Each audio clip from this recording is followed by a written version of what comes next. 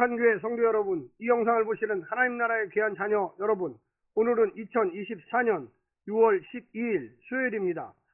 오늘 본문에서는 바울의 에베소 사역 마지막 사건을 다룹니다.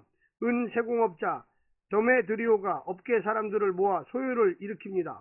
에베소 사람들이 마술책을 불태운 일에 충격을 받았을 것입니다. 거대한 무리가 사실상 영문도 모른 채 에베소 대형 극장에서 소리치며 몰려듭니다. 그 과정에서 바울의 두 동료가 끌려옵니다. 소요를 부단히 염려한 서기장이 안간힘을 써서 무리를 설득해 해산을 시킵니다. 오늘 본문을 나누어 보겠습니다. 사도행전 19장 21절부터 41절, 21절부터 41절, 바울의 에베소 사역 세 번째, 바울의 떠날 계획, 은장색, 데메드리오의 바울 고발, 혼돈 속의 소요, 서기장의 대응. 오늘 본문 사도행전 19장 21절부터 41절까지의 말씀을 듣고 다시 오겠습니다.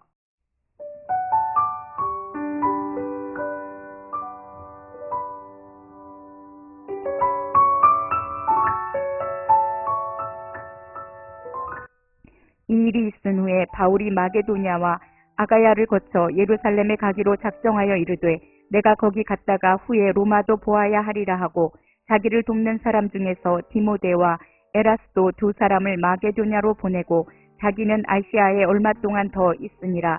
그때쯤 되어 이 도로 말미암아 적지 않은 소동이 있었으니 즉 데메드리오라 하는 어떤 은장색이 은으로 아데미의 신상 모형을 만들어 직공들에게 적지 않은 벌이를 하게 하더니 그가 그 직공들과 그러한 영업하는 자들을 모아 이르되 여러분도 알거니와 우리의 풍족한 생활이 이 생업에 있는데 이 바울이 에베소뿐만 아니라 거의 전 아시아를 통하여 수많은 사람을 권유하여 말하되 사람의 손으로 만든 것들은 신이 아니라 하니 이는 그대들도 보고 들은 것이라. 우리의 이 영업이 천하여질 위험이 있을 뿐 아니라 큰 여신 아데미의 신전도 무시당하게 되고 온 아시아와 천하가 위하는 그의 위엄도 떨어질까 하노라 하더라. 그들이 이 말을 듣고 분노가 가득하여 외쳐 이르되 크다 에베소 사람의 아데미여 하니 온 시내가 요란하여 바울과 같이 다니는 마게도냐 사람 가이오와 아리스다고를 불러 일제히 연극장으로 달려 들어가는지라. 바울이 백성 가운데로 들어가고자 하나 제자들이 말리고 또 아시아 관리 중에 바울의 친구된 어떤 이들이 그에게 통치하여 연극장에 들어가지 말라 권하더라. 사람들이 외쳐 어떤 이는 이런 말을 어떤 이는 저런 말을 하니 모인 무리가 분란하여 태반이나 어찌하여 모였는지 알지 못하더라. 유대인들이 무리 가운데서 알렉산더를 권하여 앞으로 밀어내니 알렉산더가 손짓하며 백성에게 변명하려 하나 그들은 그가 유대인인 줄 알고 다 한 소리로 외쳐 이르되 크다 에베소 사람의 아데미여 하기를 2시간이나 하더니 서기장이 무리를 진정시키고 이르되 에베소 사람들아 에베소 씨가 큰 아데미와 제우스에게서 내려온 우상의 신천지기가 된 줄을 누가 알지 못하느냐. 이 일이 그렇지 않다 할 수 없으니 너희가 가만히 있어서 무엇이든지 경솔이 아니하여야 하리라.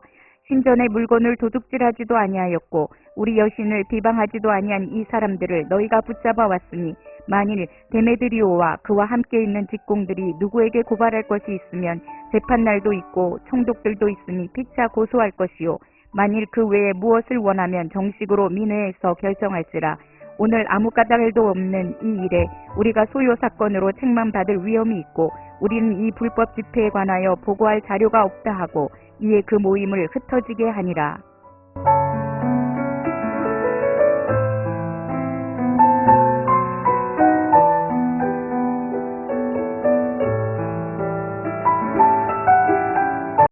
누가가 소개하는 바울의 에베소 사역의 핵심은 에베소를 지배하는 두 가지 영적인 힘인 마술과 아데미 신전에 대한 복음의 도전이었습니다. 마술이 아무것도 아니듯 아데미 신전과 그 위상 역시 그렇습니다. 혼돈과 무질서입니다. 그럼에도 데메드리오와 서기장의 매우 설득적인 연설이 대조를 이룹니다. 전자는 사람들의 선동과 응집을, 후자는 사람들의 해산을 목적합니다.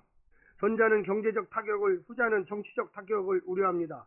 누가는 본 사건으로 에베소 기독교에 어떠한 변화가 있었는지 언급하지는 않습니다. 하지만 그것들 끝으로 바울은 에베소를 떠납니다. 향후 바울이 펼칠 사역의 로드맵이 제공되고 있습니다. 오늘 본문을 세 부분으로 나누어 자세히 설명드리겠습니다. 첫 번째, 오직 성교에만 몰두한 바울.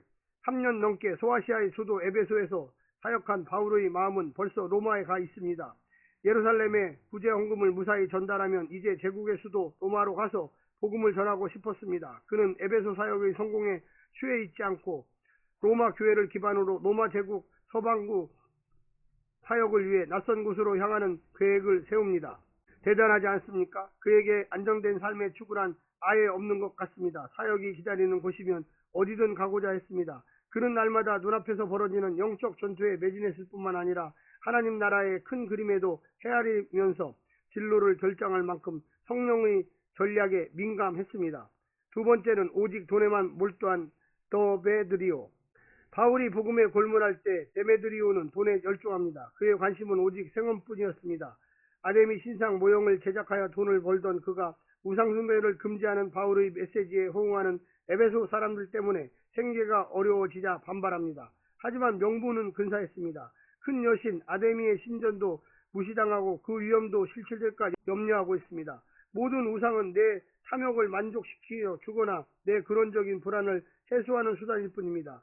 참다운 경배와 순종의 대상은 아닙니다. 아데미어라고 정신없이 외치지만 사실은 돈이어라고 외치고 있는 것과 다름없습니다. 마지막 세 번째는 친구가 말리고 서기장이 개입하고.